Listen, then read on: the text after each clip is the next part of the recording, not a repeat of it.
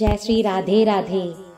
तप्त कांचन गौरांगी राधे वृंदावनेश्वरी वृषभानुसुते देवी प्रणमामि हरिप्रिये।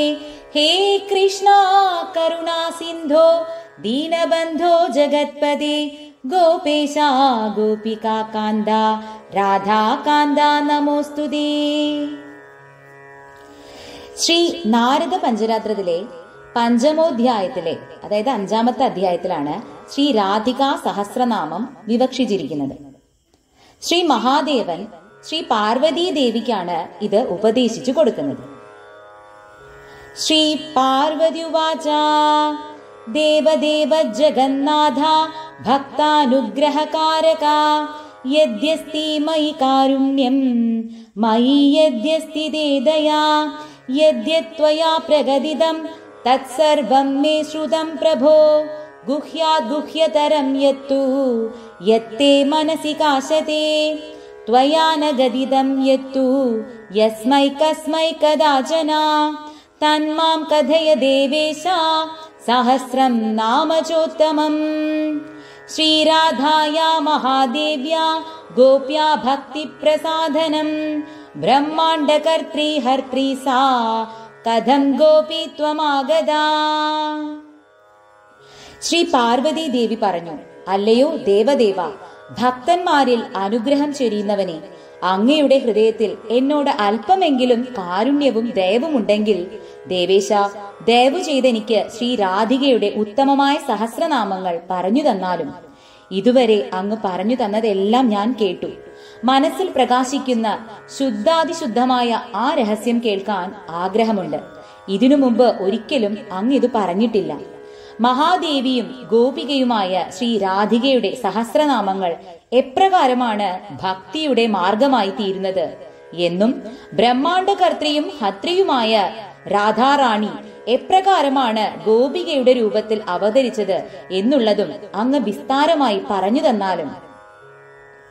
ശ്രീ മഹാദേവ ഉവാച ശൃണു ദേവി വിചിത്രാർത്ഥാം കഥാം പാപഹരാം ശുഭാം നാസ്തി ജന്മാനി കർമാണി തസ്യാനൂനം മഹേശ്വരി യദാ ഹരിശ്ചരിത്രാണി കുരുതേ കാര്യ ഗൗരവാദ് തദാ വിധാതൃരൂപാണി ഹരിസാന്നിധ്യ സാധിനി തസ്യാ ഗോപീത്വഭാവസ്യ കാരണം ഗദിദം പുരാ ഇദാനീം ശൃണു ദേവേശി നാംനാം ചൈവ സഹസ്രകം. ശ്രീ മഹാദേവൻ പറഞ്ഞു, ഹേ ദേവി പരമേശ്വരി, വിചിത്രാർത്ഥങ്ങളുള്ള പാപഹരങ്ങളായ ശുഭമായ കഥ കേൾക്കൂ. ഹേ മഹേശ്വരി, രാധാറാണിക്ക് ജനനമില്ല, കർമ്മവുമില്ല.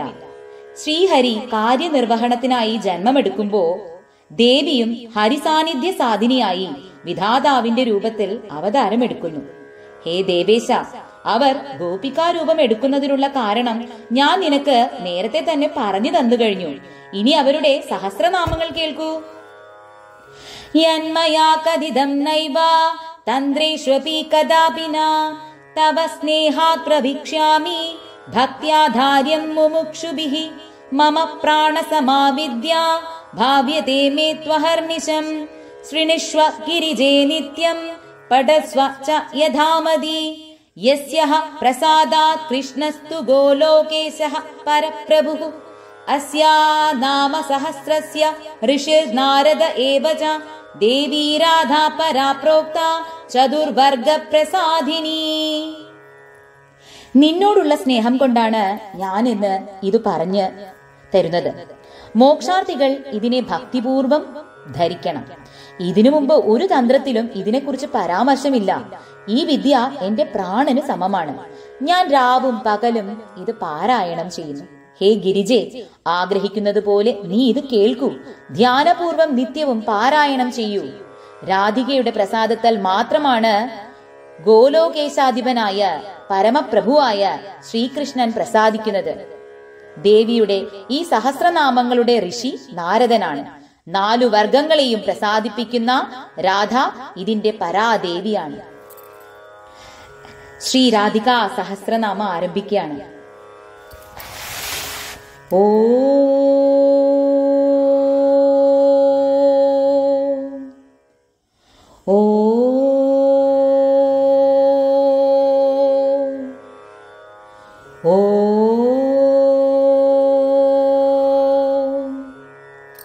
श्रीराधा राधिका कृष्ण वल्लभा कृष्ण संयुता वृन्दावनीश्वरी कृष्णा प्रिया मदन मोहिनी श्रीमती कृष्ण कान्दाज कृष्णानन्द प्रदायिनी यशस्विनी यशोगम्या यशोदानन्द वल्लभा दामोदर प्रिया गोपी गोपानन्दकरी तथा कृष्णाङ्गवासिनी हृद्या हरिकान्दा हरिप्रिया प्रधान गोपिका गोपकन्या त्रैलोक्य सुन्दरी वृन्दावन विहारी च विकासित मुखाम्बुजा गोकुलानन्दकर्त्री च गोकुलानन्ददायिनी गदिप्रदा गीतगम्या गमनागमनप्रिया विष्णुप्रिया विष्णुकान्दा विष्णोरङ्गनिवासिनी यशोदानन्द पत्नी च यशोदानन्द गेहिनी कामारिकान्दा कामेशि कामलालस विग्रहा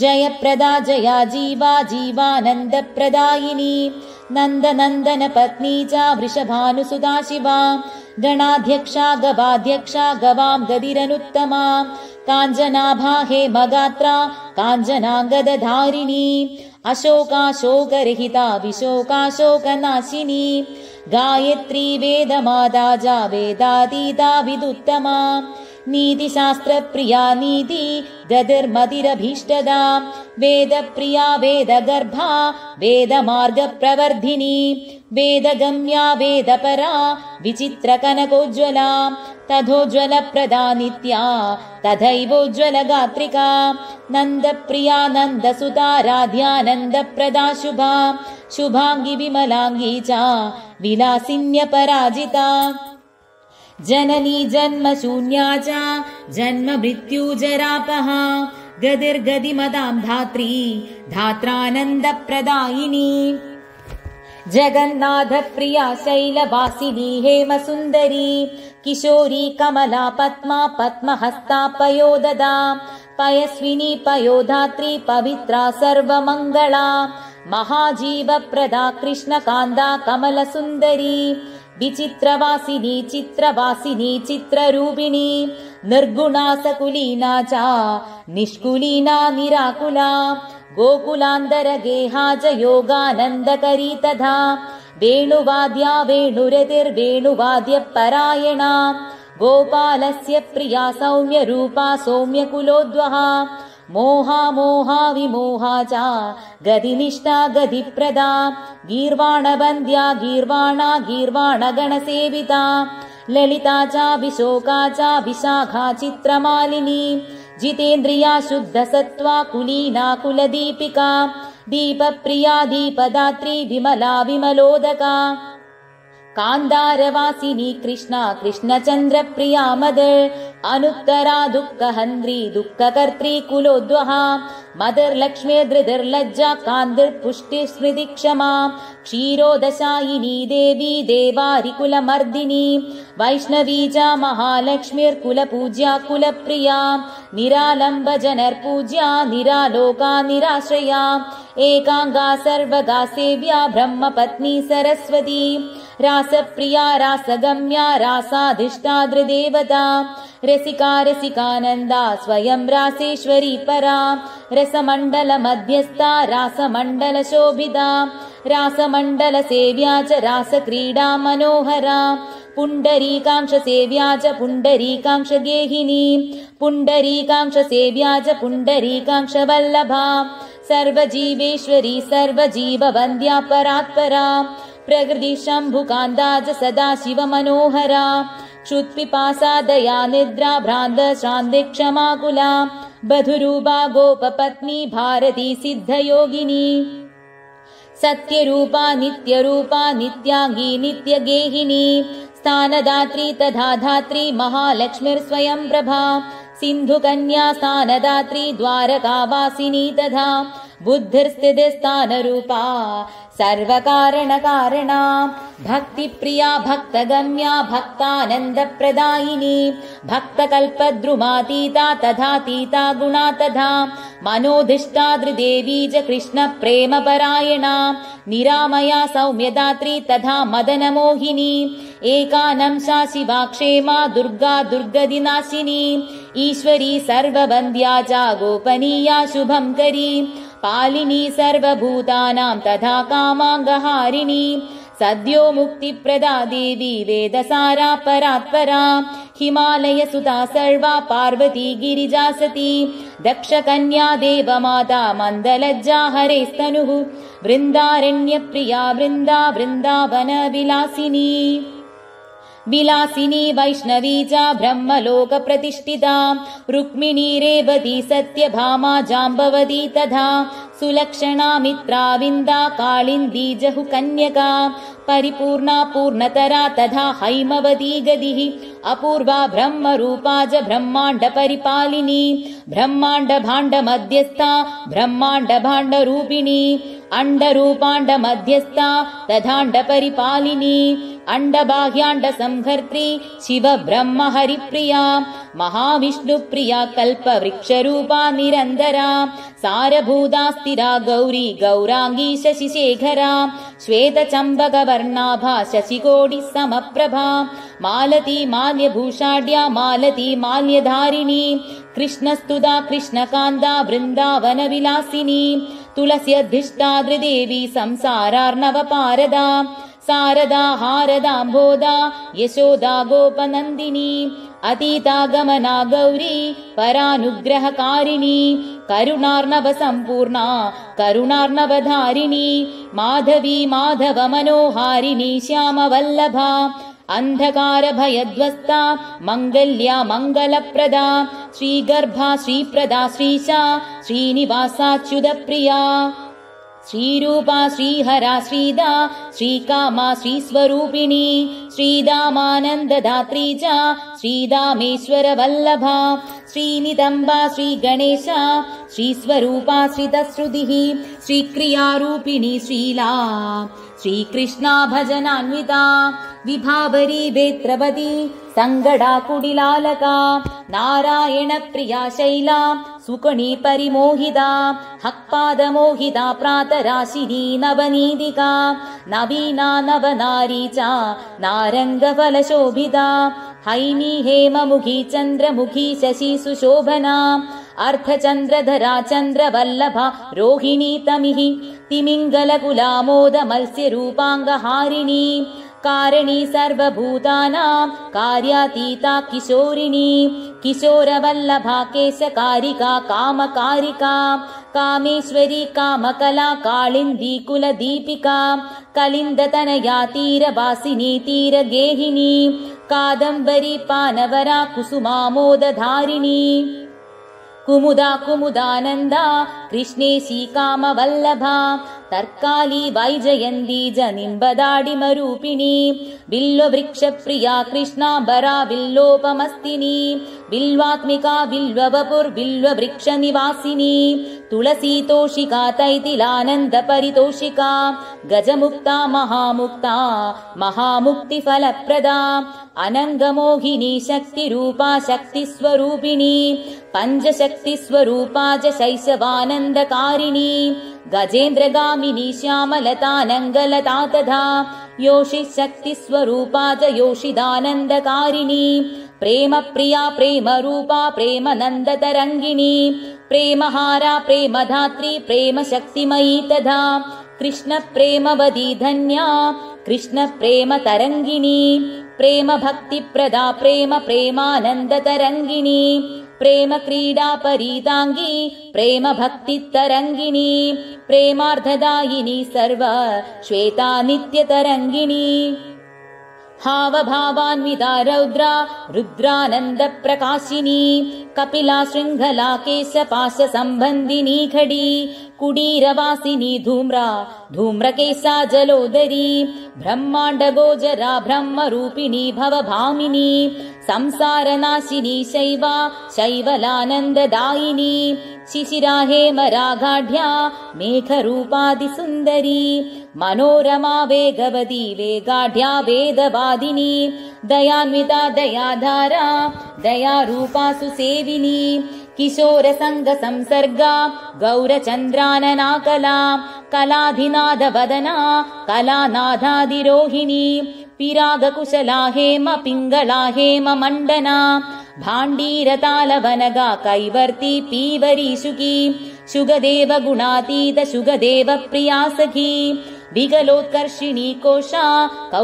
कौशेयाम्बरधारिणी कौशावरी कोशरूपा जगदुत्पत्तिकारिका सृष्टिस्थितिकरी संहारिणी संहारकारिणी केशशैवलधात्री च चन्द्रगात्रा सुकोमला पद्माङ्गरागसम्रागा विन्ध्याद्रिपरिवासिनी विन्ध्यालया श्यामसखी सखी संसाररागिणी भूदा भविष्य भव्या च भव्यगात्रा भवादिका भवनाशान्धकारिण्याकाशरूपा सुवेशिनी रतिरङ्गपरित्यागा रतिवेगा रतिप्रदा तेजस्विनी तेजरूपा कैवल्यपददा शुभा मुक्तिहेतुर्मुक्तिहेतुलङ्घनी लङ्घनक्षमा विशालनेत्रा वैशाली विशालकुलसम्भवा विशालगृहवासा च विशालबदरी रतिः भक्त्यतीता भक्तिगतिर्भक्तिका शिवभक्तिका भक्त्यतीता भक्तिगतिर्भक्तिका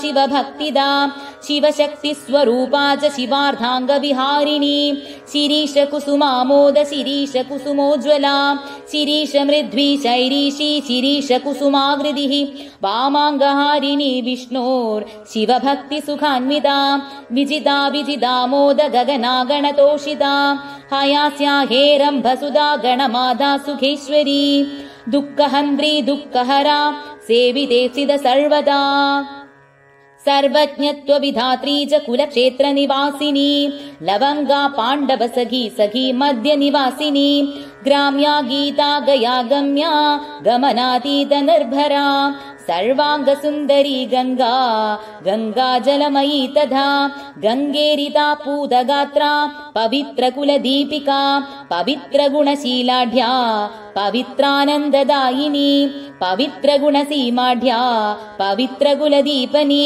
कम्बमाना कंसहारा विन्ध्याचलनिवासिनी गोवर्धनेश्वरी गोवर्धनहास्या हयाकृतिः मीनावतार मीनेशी गगनेशी हयागजी हरिणी हारिणी हारधारिणी कनकाकृति विद्युत्प्रभा विप्रमादा गोपमाता गयेश्वरी गवेश्वरी गवीशीजा गवीशी गविवासिनी गदिज्ञा गीतकुशला धनुजेन्द्रनिवारिणी निर्वाणधात्री नैर्वाणि हेतुयुक्ता गयोत्तरा पर्वताधिनिवासा च निवासकुशलातया सन्न्यासधर्मकुशला सन्न्यासेशि शरन्मुखी शरश्चन्द्रमुखी श्यामहारा क्षेत्रनिवासिनी वसन्दरागसम्रागा वसन्दवसनाकृतिः चतुर्भुजा षड्भुजा च द्विभुजा गौरविग्रहा सहस्रास्या विहास्या च मुद्रास्या मुददायिनी प्राणप्रिया प्राणरूपा प्राणरूपिण्यपावृता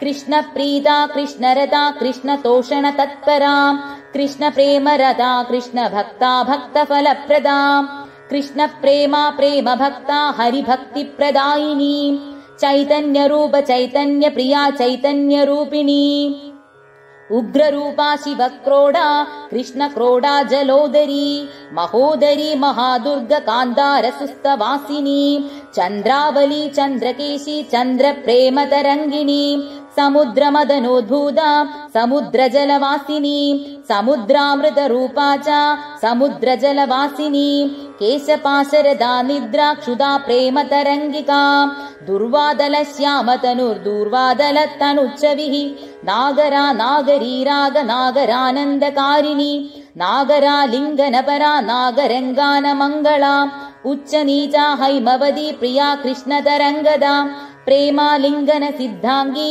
सिद्धः साध्यविलासिका मङ्गलामोद जननी मेघलामोदधारिणी रत्नमञ्जीरभूषाङ्गी रत्नभूषणभूषणा जम्बालमालिका कृष्ण प्राण प्राणविमोचना सत्यप्रदा सत्यवदी सेवकानन्ददायिका जगद्यो निर्जगद्बीज विचित्रमणिभूषणा राधारमण कान्दाज राध्या राधनरूपिणी कैलासवासिनी कृष्ण प्राण सर्वस्वदायिनी कृष्णावतार निरदा कृष्ण भक्तफलार्धिनी याजका याजकानन्दकारिणी याजकोज्ज्वला हरिभूषणभूषाढ्या नन्दयुक्तार्द्रपादगा है है तालधरा धै धै शब्दशक्तिप्रकाशिनी हे हे शब्दस्वरूपा जा हि वाक्यविशारदा जगदानन्दकर्त्री जा सान्द्रानन्दविशारदा पंडिता पंडितगुणा पंडितानन्दकारिणी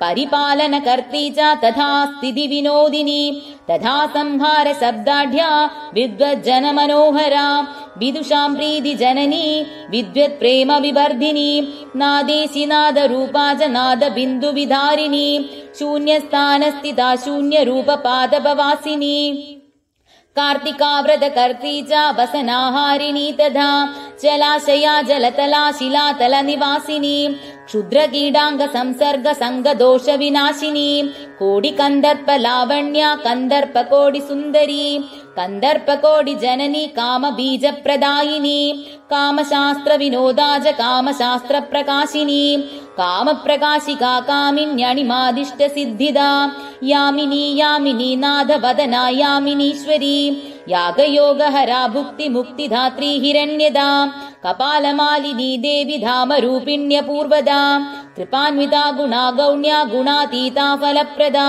कूष्माण्डभूतवेतालनाशिनी शारदान्विता शीतला सबला हेला लीला लावण्यमङ्गला विद्यार्थिनी विद्यमाना विद्या विद्यास्वरूपिणी आन्वीक्षिकी शास्त्ररूपा शास्त्रसिद्धान्तकारिणी नागेन्द्रा नागमाता च क्रीडा कौतुकरूपिणी हरिभावनशीला च हरितोषण तत्परा हरिप्राणा हरप्राण शिवप्राणा शिवान्विता नरकार्णव संहन्त्री नरकार्णव नाशिनी नरेश्वरी नरातीता नरसेव्या नराङ्गना यशोदनन्दन प्राणवल्लभा हरिवल्लभा यशोदानन्दना रम्य यशोदानन्दनेश्वरी यशोदानन्दना क्रीडा यशोदा क्रोडवासिनी यशोदानन्दन प्राणा यशोदानन्दनार्थदा बल्सला कोशला काला करुणार्णवरूपिणी स्वर्गलक्ष्मीर्भूमिलक्ष्मीर् द्रौपदी पाण्डवप्रिया तथार्जुन सखी भौमी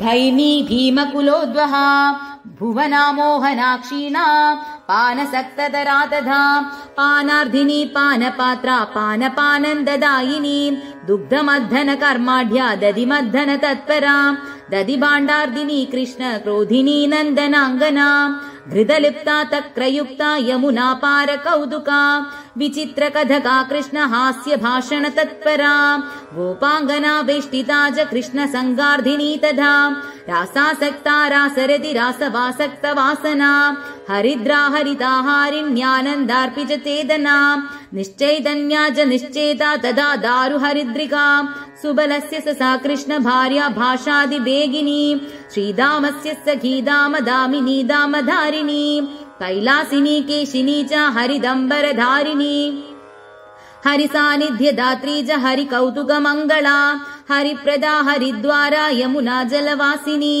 जैत्रप्रदा जिदार्ती च चतुरा चातुरीतमी तमिश्रातपरूपा च रौद्ररूपा यशोर्धिनी कृष्णार्धिनी कृष्णकला कृष्णानन्दविधायिनी कृष्णार्धवासना कृष्णरागिणी भवभाविनी कृष्णार्धरहिता भक्ता भक्त भक्ति शुभप्रदा श्रीकृष्णरहिता दीना तथा विरहिणी हरेर् मधुरा मधुरा राजगेह भावन भावना श्रीकृष्ण भावना मोद तथोन्माद विधायिनी कृष्णार्ध व्याकुला कृष्ण सार चर्मधरा शुभा अळकेश्वर पूज्या च कुबेरेश्वर वल्लभा धन धान्य विधात्री च जाया काया हयाहयी प्रणवा प्रणवेशी च प्रणवार्ध स्वरूपिणी ब्रह्म विष्णु शिवार्धांग हारिणी शैव शिंसपा राक्षसी नाशिनी भूत प्रेत प्राण विनाशिनी सगलेप्सित धात्री च शची साध्वी अरुन्धती पतिव्रता पतिप्राणा पतिवाक्य विनोदिनी अशेष साधनी कल्पवासिनी कल्परूपिणी इति श्री नारद पंचरात्रे ज्ञानामृतसारे पंचमरात्रे श्री राधिका नाम सहस्रम पंचमोऽध्यायः ജ്ഞാനാമൃതസാരമായ ശ്രീ നാരദ പഞ്ചരാത്രത്തിൽ പഞ്ചമരാത്രത്തിലെ ശ്രീ രാധികാ നാമസഹസ്രം എന്ന 5-ാം അധ്യായം സമാപ്തം. ഇനി ഈ രാധികാ സഹസ്രനാമത്തിന്റെ മഹാത്മ്യത്തെ കുറിച്ചിട്ട് ഇതിന്റെ 6-ാമത്തെ അധ്യായത്തിൽ തന്നെ മഹാദേവൻ ശ്രീ പാർവതി ദേവിക്ക് പറഞ്ഞു കൊടുക്കുന്നുണ്ട്. അത് ഇപ്രകാരമാണ്: ഇത് പഠിക്കുകയും പഠിപ്പിക്കുകയും ചെയ്യുന്നവനിൽ മാധവൻ സന്തുഷ്ടനാകുന്നു. ജനാർദ്ദനന്റെ സംതൃപ്തി നേടിയെടുത്താല് യമുന തുടങ്ങിയ നദികളുടെയും കുരുക്ഷേത്രം തുടങ്ങിയ തീർത്ഥങ്ങളുടെയും മഹത്വം എത്ര നിസ്സാരമായി തോന്നും. ഈ സ്തോത്രത്തിന്റെ പ്രസാദത്താൽ ഈ ഭൂമിയില് എല്ലാവർക്കും അവരാഗ്രഹിക്കുന്നത് എല്ലാം ലഭിക്കും.